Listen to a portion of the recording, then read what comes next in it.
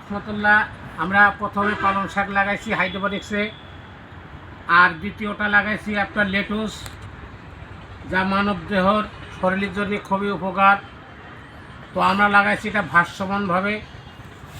এটা আছে ককশিট দিয়ে, দেখেন এই যে দেখতে পাচ্ছেন। আপনারা চাইলে আপনাদের ছাদের পরে আপনারা এরকম টেকে বানিয়ে করতে পারবেন, কারণ প্রচণ্ড রোদ লাগে। আর সেটার উপরে আছে পলিথিন।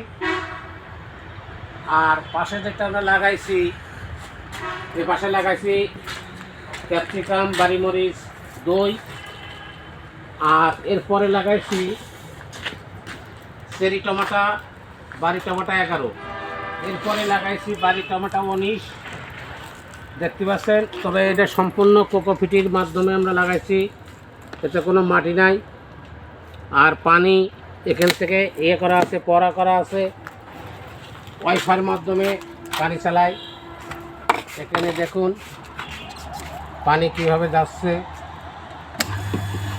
ওখানে দেখেন পানি ছাড়া হয়েছে। পানি প্রত্যেকটায় যাচ্ছে। তো আপনারা চাইলে করতে পারেন। তো ভিডিও বেশি লম্বা না করে শেষ করে দিচ্ছি। আসসালামু আলাইকুম রহমতুল্লাহি ওয়া বারাকাতুহু।